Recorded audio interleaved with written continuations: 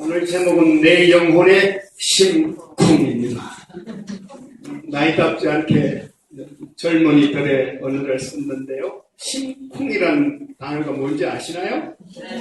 맞아요. 연세전 분들은 잘 모를 겁니다. 심장이 쿵쿵 뛸 정도로 놀란다는 것을 이야기하는 신조어입니다.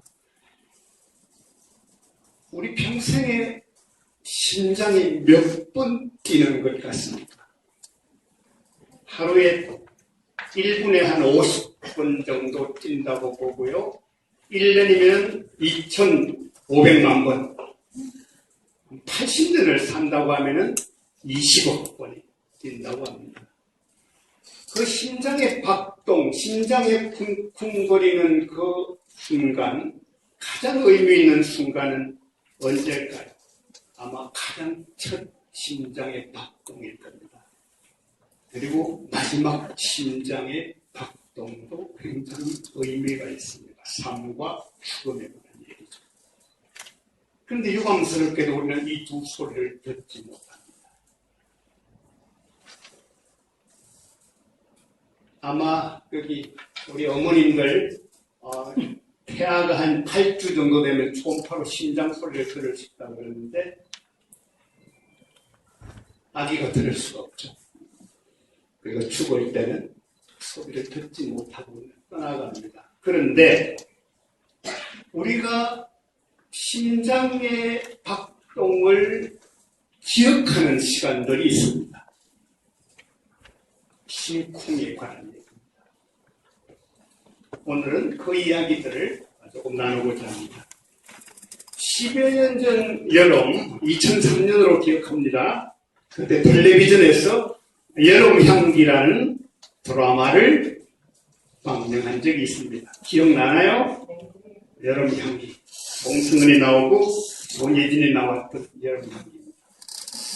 근데 그 내용이 어떤가 하면요.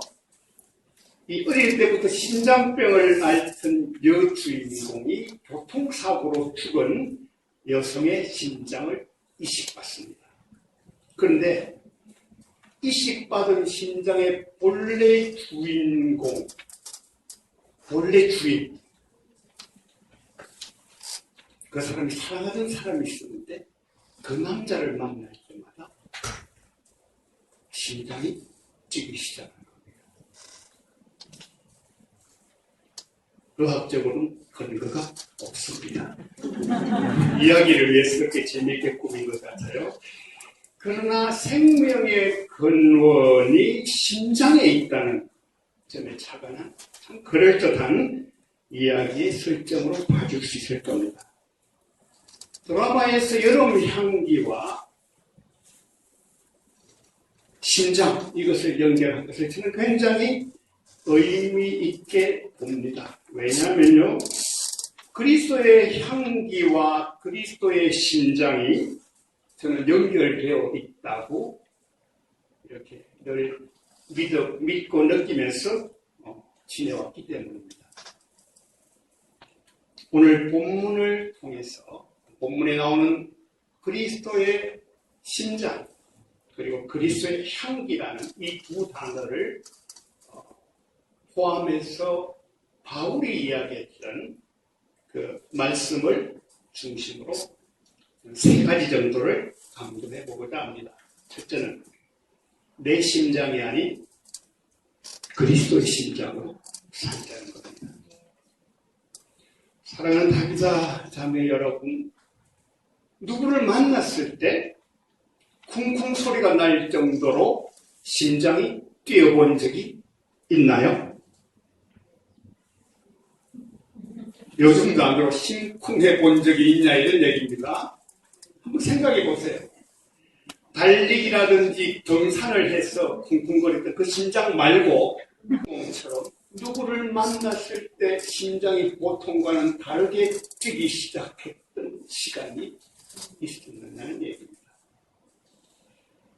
여러분 첫 번째 심장 뛰는 것 소리 못 들었잖아요. 마지막 심장 못 들을 겁니다. 그러나 그 심장 소리를 여러분은 기억할 겁니다. 자, 생각해 보세요. 저는 성경에서 적어도 아담이 하와를 처음 만났을 때 심쿵했을 거예요.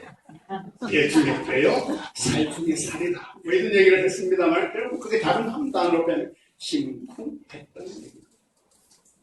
솔로몬이 술람미 여인을 만났을 때, 비록 피부는 검고 그랬지만, 심쿵했을 겁니다. 결과는 좀 안 좋았지만 다윗이 목욕하던 밧세바를 봤을 때 심쿵했던 것이 분명합니다. 그렇죠? 이처럼 인생의 여름 향기에 기초한 심쿵도 예사롭지가 않습니다. 우리는 너무나 다 그것을 기억해낼 겁니다. 그러나 그리스도의 향기를 기초로 경험한 심쿵, 그것은 예사롭지가 않을 겁니다. 여러분에게는 인생의 여름 향기에서 심장이 뛰었던 기억이 있을 거고요. 주님을 만나서 그 그리스도의 향기에 취해서 심장이 뛰었던 적이 있을 겁니다. 희미하게 잘 안 된다고요? 제가 이 얘기를 하는 것은 세상적으로 누구를 만났을 때 느꼈던 심쿵, 그것이 분명하고 구체적이고 인격적이었듯이 주님과의 만남도 꼭 그러하다는 것을 강조하기 위해서입니다.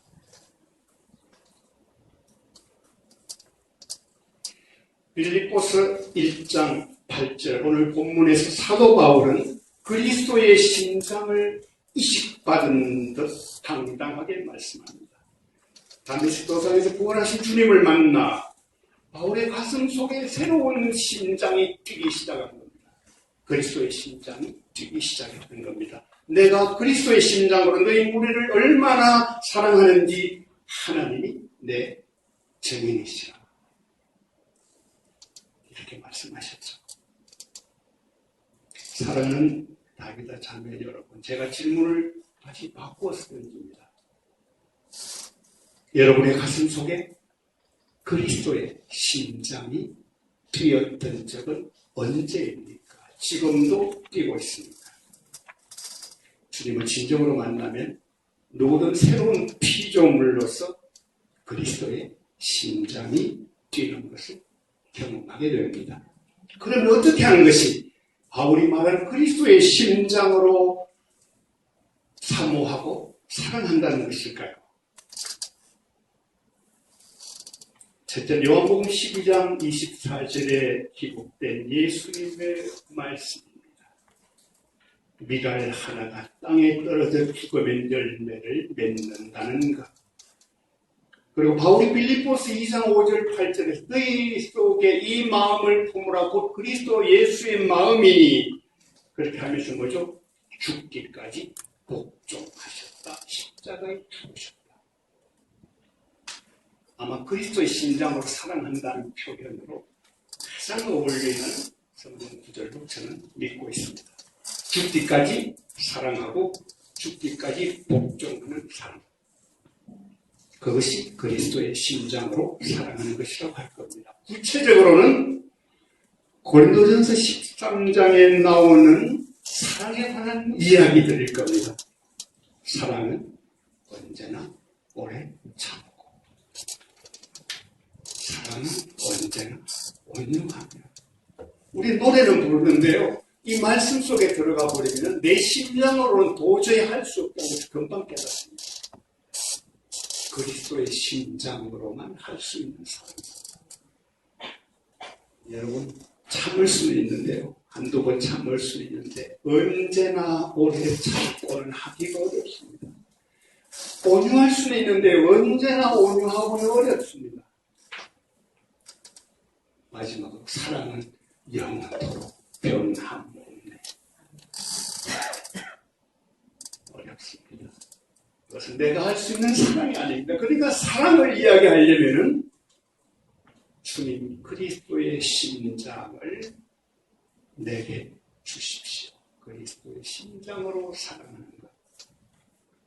그것이 주님이 이야기한 사랑에 관한 얘기라고 봅니다.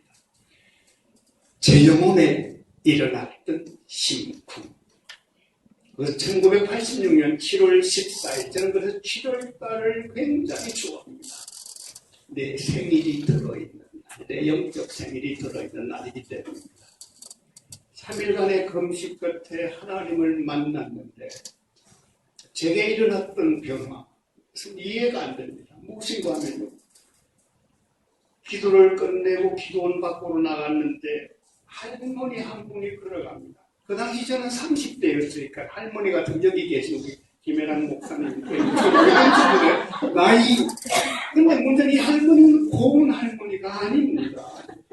암으로 힘들고 그래서 어떻게 할 줄을 몰라 하면서 지치게 걸어가는 할머니. 여기서 그런 분 못 찾습니다. 김순자 씨 얼마나 씩씩합니까? 할머니는 진짜 힘든 환자구나.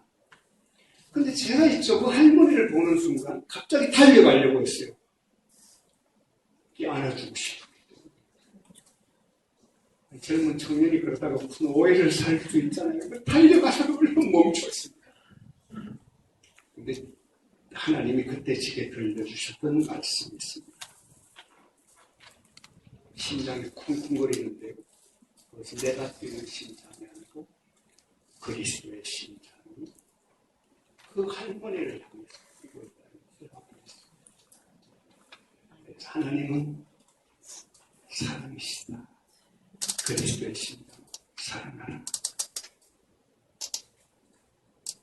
저는 그것을 하나님이 저를 위해서 선물로 연주해 주셨던 영혼의 난타였다고 생각합니다.